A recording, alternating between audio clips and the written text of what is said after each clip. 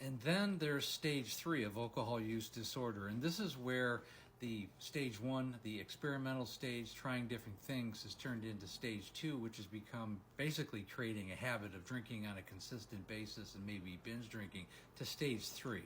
And now we have someone who's completely immersed in alcoholism and alcohol addiction. And unfortunately, this is a stage where you find most alcoholics are in this stage.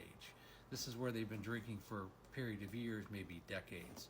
And there's different levels to stage 3. Sometimes in the later stages 3, there's not much variation between stage 3 and 4. That's when someone really, their whole life revolves around alcoholism, getting it, drinking it, consuming it, and recovering from it. Stage 3 is not a place you want to be in. And unfortunately, so many people go through this stage. It's very difficult on families.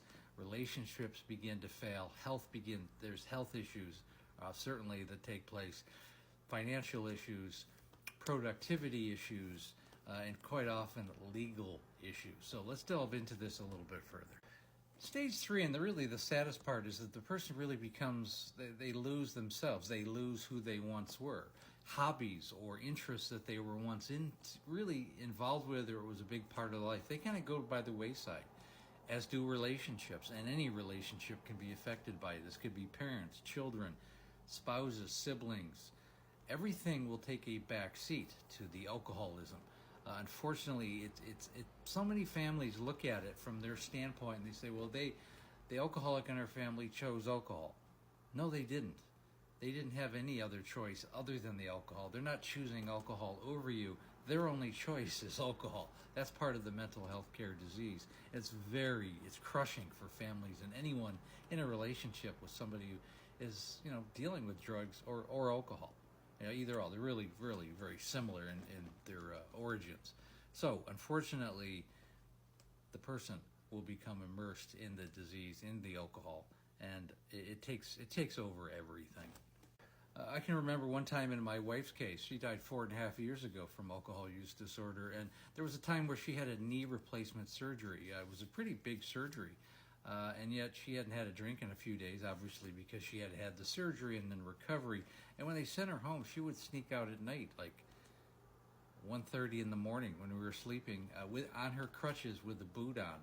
She would, with her crutches, walk down the end of the street, pick up an Uber. She called an Uber, go to the local CVS before they closed at, 2 o'clock in the morning, get her beer or wine or whatever she was drinking from the Uber driver, come home and hide it in the house, and she would have her alcohol for the day. She would go to that extent on crutches after major surgery. This is the pull that alcohol has in someone's life. The unfortunate thing is the pull is so great that it becomes more important eventually than their entire life. Stage 3 is really where everything begins to suffer. I think the biggest thing is families begin to break apart because they have an alcoholic in their family. So many factions, can be part of that. Families don't really know how to deal with it. They're not counselors. There's always a lot of anger and frustration and animosity to deal with, unfortunately. And it can tear families apart internally. Just one person that goes through this. Because there's often so much effort to try and save that person, and so much of the time all that effort goes for naught, because effort going towards helping the alcoholic in your family really can become nothing more than an enabling factor and a safety net, which is really, in a lot of cases, the last thing that the alcoholic needs. Sometimes that alcoholic needs tough love as a family member. That's one of the things I really teach. Now, there's a time for empathy and there's a time for tough love. But the first thing that the alcoholic has to understand, if they have any hope at all, and this is kind of the gist of this video, is that it has to come from them. They have to want to get better. And that's why we talk about rock bottom so often, because forcing somebody to do something is never going to work. The person can always fake it or just not be truthful even in their recovery. But when it's genuinely coming from them, they have a chance at surviving. In stage 3, that's really that's the hard playing ground. That's where most alcoholics find themselves. And I hope this video has been helpful, really bringing out and understanding this very difficult and emotionally draining phase of alcohol. And again, when you're ready to work with me, I've helped thousands of families and the alcoholics. I like to bring them all together. It's a very unique strategy because it's a family disease. It needs to be solved with the family in mind. Every case is different, but I like to work with families and alcoholics, obviously.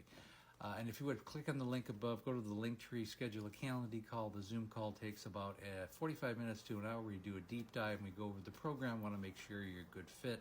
Again, thanks for listening. Please like, share, and comment. We also have the Facebook group. There's an alcoholic in the family, very good support group. And again, I go live every night, Monday through Friday, right around 6 o'clock Pacific Standard Time, 9 o'clock Eastern Standard Time. And again, thanks for listening.